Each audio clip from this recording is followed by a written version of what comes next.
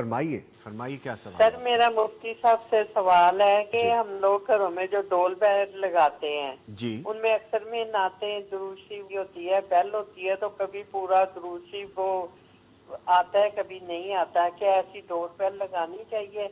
और एक और सर सवाल है कि हम लोग इशा की नमाज जब पढ़ते हैं जी। अपनी तस्बीहात सूरतें जो पढ़नी होती है पढ़ के 10 साढ़े 11 10 बजे तक फारग हो जाते हैं और सोना हमने 1 1:30 2 बजे होता है।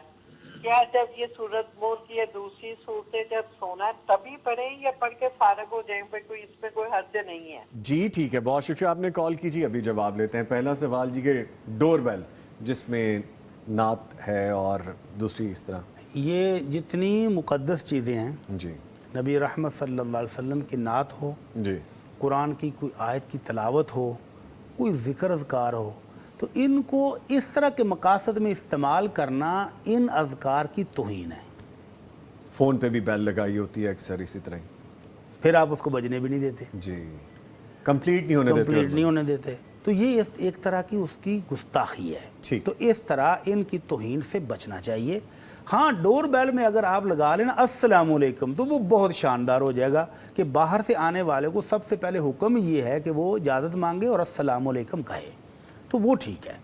बाकी सारी चीज़ें रीड करके अस्सलामु अलैकुम फीड करवा लें, वो बेहतरीन है, वो चलेगा। सारा दिन वालेकुम अस्सलाम भी कहते रहेंगे, हाँ, सवाब भी मिलता दुआएं रहेगा। लें और दुआएं दें। फिर इस तरह भी हो सकता है, सॉरी बात थोड़ी लंबी हो रही है, यजमानी साहब जिस तरह ख्वाब में कह रहे थे वो ऐसे हो सकता है, ऐसे ख्वाबों की ताबीर ख्वाब में बता रहे थे, तो फिर आप चलते हुए वालेकुम अस्सलाम कहते रहेंगे फॉर द लाइटर नोट हाँ जी। जी। और दूसरी बात ये थी जो उन्होंने दूसरी बात उन्होंने जो की ना जी, सूरतें कब पढ़ें, जी तो पहली बात तो ये है कि रात 1 1:30 बजे तक जागना बिला वजह शरन ये जायज़ ही नहीं है। जिस तरह हमारी ये बहन फ़िक्रमंद हैं कि सूरतें कब पढ़नी हैं, इसी तरह इनको ये फ़िक्र भी करनी चाहिए कि अल्लाह के नबी सल्लल्लाहु अलैहि वसल्लम की सीरत तय्यबा, आपका उस्वा हसना ये है कि आप इशा की नमाज के बाद सो जाते थे। कोई उम्मत का काम होता, अबू बकर सिद्दीक, उमर फ़ारूक रज़ी अल्लाह अन्हुमा के साथ मशवरा करना होता, तो फिर आप बैठते थे उम्मत के मसाइल के लिए।